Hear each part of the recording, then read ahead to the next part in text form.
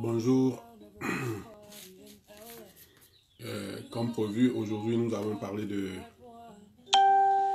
quatre institutions les quatre institutions de la République et les trois pouvoirs. Les quatre institutions et les trois autorités suprêmes de la République en tant qu'appareil d'État.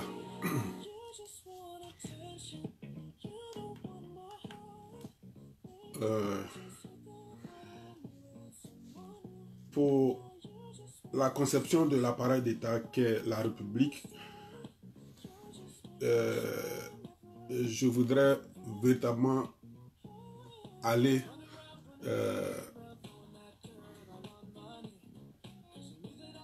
avec la Bible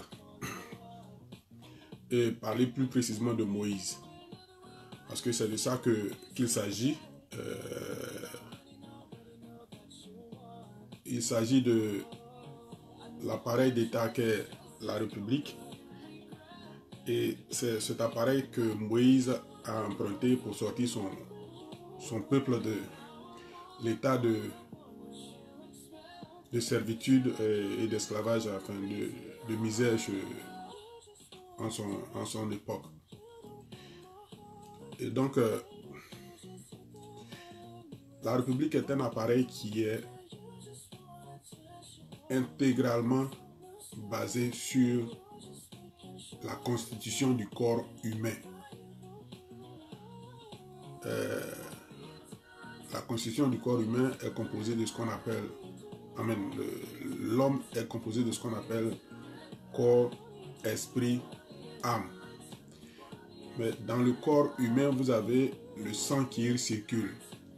Et le sang qui circule ici dans le corps humain, c'est ce qu'on va appeler constitution. C'est ce qu'on va appeler constitution, qui est ce qu'on appelle la notice de l'appareil d'État. Quand vous partez à la pharmacie et que vous payez un médicament, il y a une notice qui accompagne le médicament. Et même quand vous payez, aujourd'hui, de nos jours, quand vous payez tout appareil, il y a une notice qui accompagne cet appareil. Et la notice vous montre de quoi est-ce que l'appareil est constitué, et comment il faut l'utiliser, à quoi est-ce que l'appareil sert, ainsi de suite. C'est ce que la Constitution est pour l'appareil d'État qu'est la République. La Constitution est un document qui dit que dans la République, pour être président, voici les voies à suivre. Pour être ministre, voici les voies à suivre. Ce que le ministre doit faire, ce que le président doit faire, ce que le président de l'Assemblée nationale doit faire, ce que le député doit faire pour que la chose fonctionne pour l'État, afin que la chose de l'État fonctionne. C'est de ça que la Constitution parle. Mais si jamais à Ara ou bien dans la Yoanou, personne n'est au courant de de quoi est-ce qu'il s'agit quand on parle de Constitution, c'est grave. C'est vraiment grave, parce que c'est comme si tu payes un médicament et tu ne lis pas ce qu'on appelle la notice. Tu ne sais pas combien de fois il faut prendre le médicament par jour, de quoi est constitué ce médicament. Si jamais vous êtes allergique ou pas à ce médicament, c'est très grave que d'être dans une république et que de ne pas connaître ce qu'on appelle la Constitution. C'est très, très, très grave. Parce que je peux même ici vous le dire, que dans la Yoanou, même avec le nombre pléthorique d'intellectuels que nous avons, vous leur demandez ce que c'est que la Constitution, ce n'est pas leur affaire. Eux, c'est chercher à occuper un poste en haut là-bas et puis entre griffes, bouffer l'argent, c'est l'essentiel. Mais sinon, la Constitution, ce n'est pas leur affaire. Mais alors que si vous ne connaissez pas la Constitution, ce n'est pas la peine. Parce que quand vous allez lutter pour aller occuper un poste en haut là-bas, c'est la Constitution là qui vous dit le travail que vous devrez faire dans la société. Mais si vous ne connaissez pas la Constitution, vous luttez pour aller chercher un poste en haut là-bas. Pourquoi? Parce que vous ne savez même pas ce que vous allez aller faire là-bas. Et donc, la Constitution est très importante. C'est pour cela que dès mon arrivée dans la UANU, j'ai mon petit qu'on appelle Nouman Charles, qui parle très bien la langue agni et qui parle très bien aussi le français. Il s'occupera de ce travail. Charles va s'occuper de lire la tradition, la constitution de la République de Côte d'Ivoire en français et de traduire cette constitution à la population en agni, à la population ayoa. De sorte que la population ayoa sache véritablement de quoi est-ce qu'il s'agit et que quels sont les principes de nos unions communautaires, qu'est-ce qu'il faut faire, qu'est-ce qu'il ne faut pas faire, afin que nous puissions marcher droit et savoir où est-ce que nous posons nos pas. Et donc, il y a ce travail que nous allons le faire. Et aussi est-il que, comme je l'ai dit, dans la République, il y a véritablement 3 pouvoirs. Mais vous imaginez, si ces pouvoirs, personne ne sait véritablement l'effet de son pouvoir, vous ne pourrez jamais l'exercer, vous ne saurez même pas même de quoi est-ce qu'il s'agit. Ce qui fait qu'aujourd'hui, en Côte d'Ivoire, le député ne sait même pas, l'Assemblée nationale, les députés en Côte d'Ivoire ne savent même pas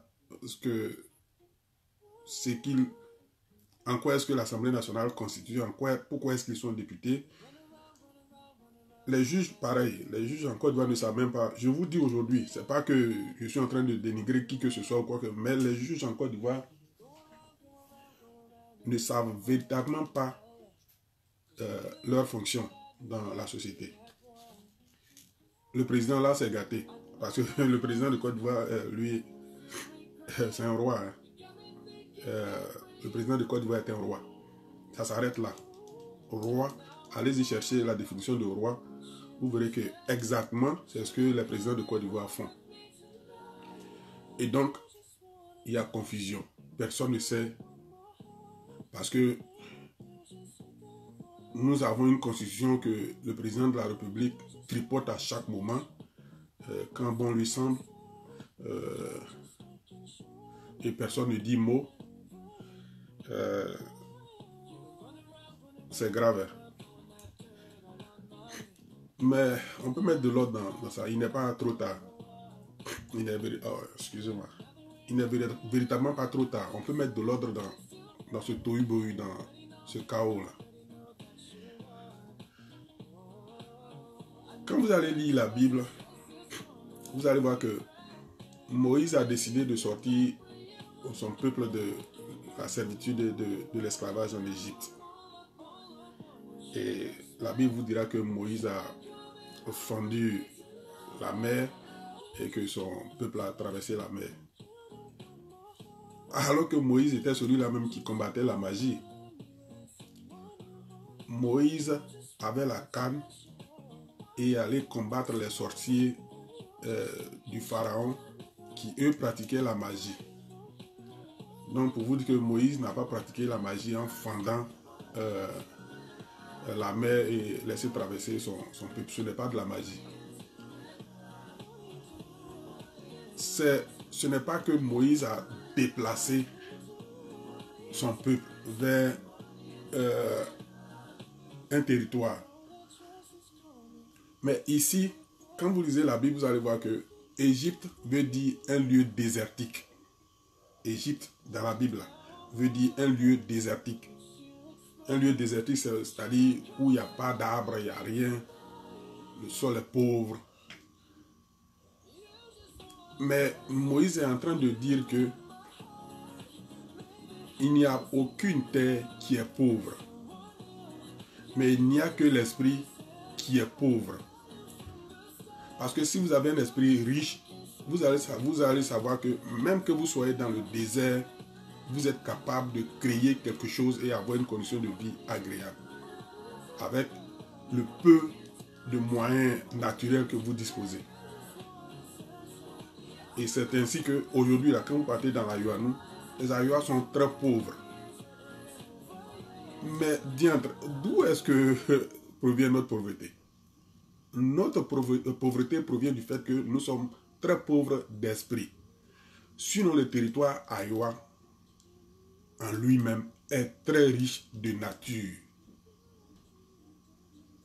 Mais comme nous sommes pauvres d'esprit, nous ne savons pas même que le bois, là, on peut couper le bois, scier, prendre ça, faire une table avec, et c'est utile à nous, ou bien on peut vendre cette table. Nous ne savons même pas que, quelque part, peut-être qu'il y a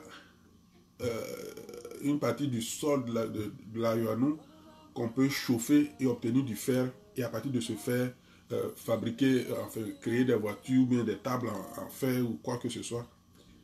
C'est notre pauvreté spirituelle qui fait que nous pensons que nous sommes pauvres en tant qu'humains. Mais sinon, nous ne sommes pas des êtres, des hommes pauvres. Et donc, c'est ce travail que Moïse va faire dans la Bible.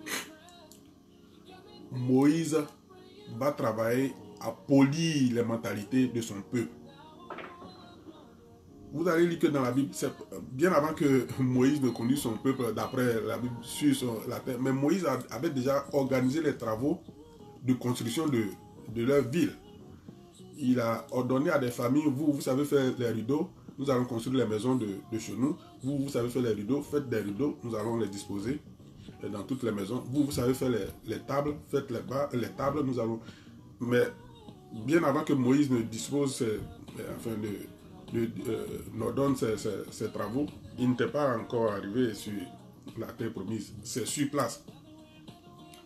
Donc c'est pour vous dire qu'en fait, quand on dit que Moïse, c'est pas un travail facile, c'est très difficile. Et c'est la difficulté qui a été symbolisée dans ce concept que Moïse a fendu la mer pour faire traverser son peuple.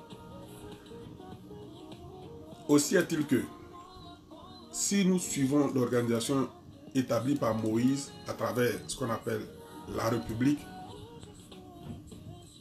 on sera là, nous allons faire tout ce que nous voulons de notre Ayoanou et vous verrez que personne ne pourra nous poursuivre. Nous serons protégés par la loi de la nature, parce que je me rappelle bien que Moïse a élaboré ce qu'on appelle les 10 commandements. Si nous respectons ces 10 commandements, l'Ayoanou va travailler et le gouvernement de Côte d'Ivoire n'abusera plus jamais de nous comme ils l'ont déjà fait depuis les années 60. Nous sommes un peuple très travailleurs. Je me rappelle bien que quand la France nous a octroyé l'indépendance à la République de Côte d'Ivoire, les Français avaient étudié le sol de la Côte d'Ivoire. Et ils ont trouvé propice, ou bien certaines terres capables de produire certains produits agricoles. Et nous, notre terre était propice à l'agriculture, à la culture du café et du cacao. Mais nous avons placé la Côte d'Ivoire au rang de premier pays producteur de cacao dans ce monde. Et jusqu'au jour d'aujourd'hui, aucun pays n'a pu atteindre ce record. Mais aujourd'hui, allez-y voir, qu'est-ce que l'État de Côte d'Ivoire nous a donné à l'Ayoa après ce grand travail que nous avons fait. Nous avons boosté l'économie de la Côte d'Ivoire, nous avons fait l'économie de la Côte d'Ivoire, nous avons fait de la Côte d'Ivoire le pilier, enfin, nous avons bâti le pilier économique de la Côte d'Ivoire. Nous avons fait de la Côte d'Ivoire l'Eldorado de l'Afrique. Mais allez-y voir dans l'Ayoanou. nos gouvernants nous ont abandonnés. Tout ce qui est dans l'Ayoanou est l'œuvre des Ayois eux-mêmes. Toutes les maisons que vous allez voir à Ara, ce sont les Ayois eux-mêmes qui l'ont obtenu malgré les maigres revenus que le gouvernement de Houphouët-Boigny et de Henri Konan Bédié leur donnait. Ils ont pu se construire des maisons. L'État de Côte d'Ivoire n'a rien fait pour nous. Et donc, c'est ce que je dis, l'Ayoanou existe toujours, les Ayois existent encore. Et nous ne sommes pas une communauté de fainéants. Nous sommes très travailleurs. Mais nous allons travailler de nouveau. Et nous allons refaire notre Ayoanou. Mais c'est ce que je dis, pour ce faire, il va falloir que je vienne remuer l'Ayoanou de sorte à réveiller les génies. Parce qu'avec la situation actuelle, il nous faut des génies pour pouvoir nous sortir de là. Et je vais venir remuer l'Ayoanou. Je vais réveiller les génies Ayois. Et les génies Ayois vont se mettre à crier. Mais il ne faudrait pas que quand les génies se réveillent, qu'ils se réveillent dans le chaos, dans un désordre. Un génie dans un désordre est diabolique, fait des choses très négatives. Mais quand un génie se réveille et qu'autour de lui tout est bien placé, tout est bien organisé, vous allez voir que le génie va vous produire des merveilles. C'est d'ailleurs ce qui a fait des États-Unis d'Amérique le pays de rêve de tout le monde. Parce que quand vous vous réveillez de votre rêve, vous avez tout qui est disposé et ça vous encourage beaucoup. Et donc c'est ce qui va se passer. Mais cette fois-ci,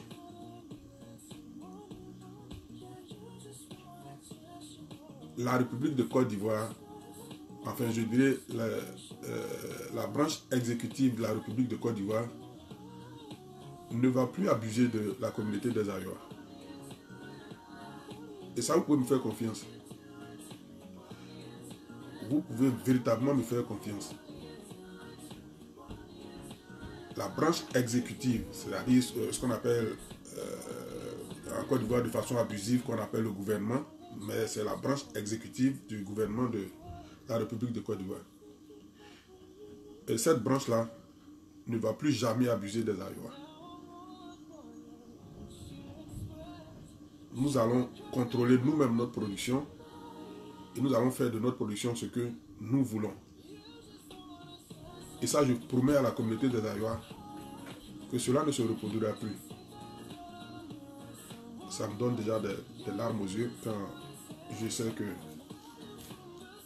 des hommes ont abusé de nous. Mais, ok, vous me direz, mais pourquoi est-ce que pour une action de développement, enfin pour des actions de développement de l'Ayoanou, pourquoi est-ce que je parle de la République Oui, c'est ce que je dis, je me répète encore. C'est parce que je vais bousculer l'Ayoanou et réveiller les génies et les mettre véritablement au travail. Mais je ne veux plus que les génies Ayois soient abusés, exploités, comme il a été le cas avec nos parents. C'est pour ce fait que je préfère mettre de l'ordre et avertir qui de droit que voici ce qui va se passer dans l'Ayoanou. Mais s'il vous plaît, laissez-nous faire ce que nous avons à faire et vous également, et faites ce que vous avez à faire. Ce n'est pas que nous allons créer une sécession, ce n'est pas que nous allons nous séparer de la Côte d'Ivoire. Nous serons des Ivoiriens. Nous resterons dans la Côte d'Ivoire. Nous n'irons nulle part. Nous avons déjà trop fait pour la Côte d'Ivoire pour l'abandonner. Mais nous allons faire ce que nous avons à faire. Et je dirais tout le temps, enfin je dis tout le temps, le pouvoir législatif est un pouvoir très fort dans la République. C'est parce que les Ivoiriens ne savent même pas ce que c'est que la République et les élus, les législateurs de Côte d'Ivoire ne savent véritablement pas ce que c'est que le pouvoir qu'ils ont dans une République. c'est ce qui fait que vous pensez que oui, vous voyez, même je prends le cas de notre député, qui est mon jeune frère d'ailleurs, qui est député de la UANU. Vous lui dites, aujourd'hui, vous appelez le député Ané Bonnet, vous lui demandez qu'est-ce que c'est qu'un député. Je vous jure sur la tête de mon grand-père, qui ne saura pas vous le dire. Parce que s'il le savait, il ferait mieux ce travail-là. Mais parce qu'il ne le sait pas, alors il ne fait pas ce travail. Et aussi, je vous dis aujourd'hui que, en fait, dans la vie, on est méchant lorsque on est ignorant des facteurs dont on est disposé. Aujourd'hui, vous allez prendre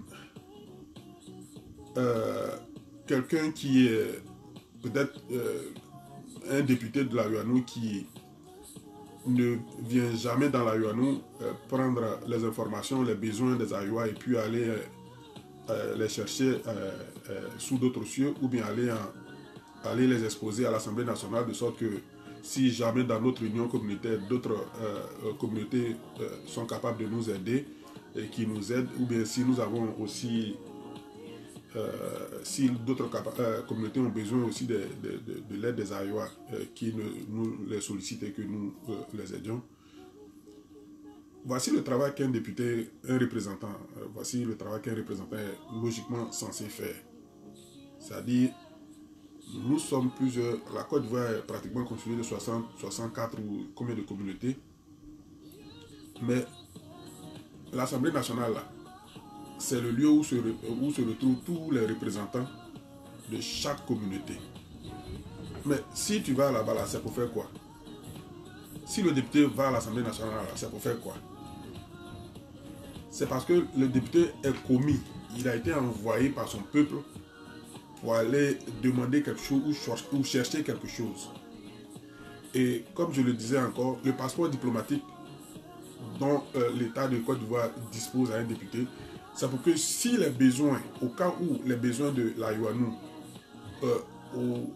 aucune communauté unie dans la UANU n'est capable de satisfaire les besoins des Ayois, que le député use du passeport diplomatique et aller chercher les besoins des Ayois sous d'autres cieux et le leur apporter. Et quand le député va ainsi, parce que dans l'État de Côte d'Ivoire, dans notre union, personne n'a été à mesure aucune communauté n'a été à mesure de satisfaire nos besoins.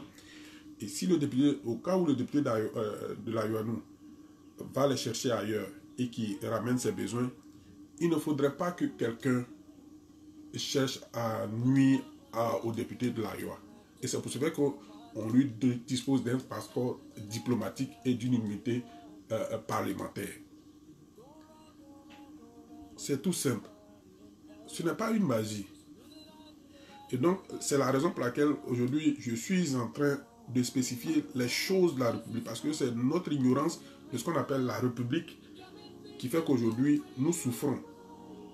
Comme le président de la République ne sait pas ce que c'est que la République et le travail qu'il a joué, le rôle qu'il a joué, comme le président de l'Assemblée nationale ne sait pas ce que c'est que la République et le rôle qu'il a joué là-dedans, comme le président de la Cour suprême ne sait pas ce que c'est qu'on appelle ce que c'est que la République et le rôle qu'il a joué là-dedans, alors rien ne marche. Personne ne travaille, personne ne fait quoi que ce soit.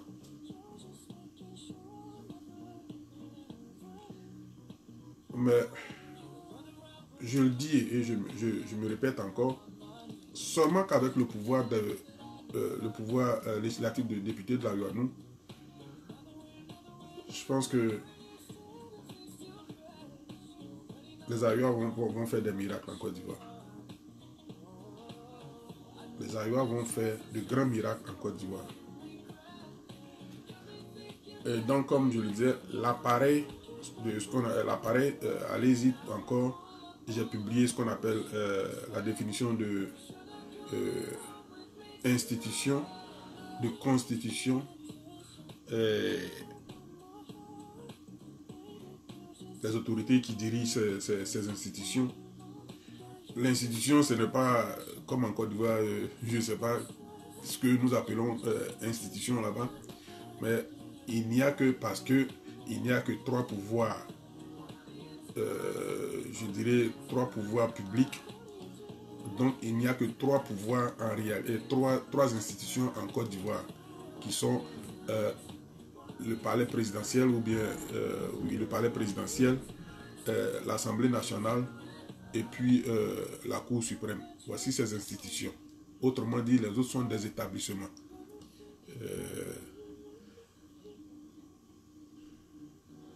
Ok. Donc, nous allons emprunter Moïse. Nous allons suivre la voie de Moïse, qui en Égypte va prendre sa communauté, l'organiser et lui permettre de se libérer et de prendre son envol. Et c'est ce que nous allons faire.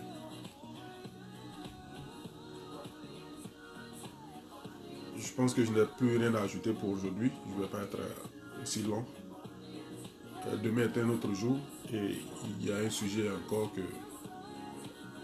qui sera publié demain. Donc, voici un peu ce que j'ai à dire. La République est fonction de l'humain. Elle est constituée de 3 pouvoirs. L'humain est une entité constituée de 3 autres entités qu'on appelle Trinité, qui sont le corps, l'esprit et l'âme. Et c'est leur fonctionnement qui permet au corps humain, à l'homme, de bouger, de réfléchir, de sentir. Et c'est pareil pour l'appareil d'État qu'on appelle la République. Ce sont ces 3 pouvoirs qui font fonctionner la République, c'est-à-dire le pouvoir législatif, le pouvoir exécutif et le pouvoir judiciaire. Et si nous ne savons pas ça, là c'est quelque chose qui est grave. Et il est temps que nous le sachions.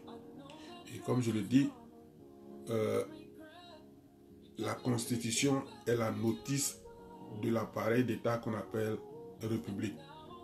C'est elle qui régit, c'est elle qui donne les prescriptions, c'est elle qui autorise les usages de pouvoirs et autres.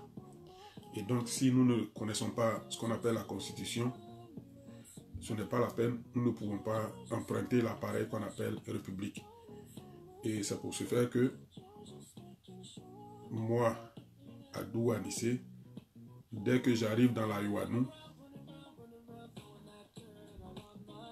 j'ai mon jeune frère qu'on appelle Nouema Charles, qui parle très bien la langue agni et le français, et qui va se charger de ce travail, de lire la Constitution en langue française, qui est élaborée en langue française, et la traduire en patois agni à notre communauté.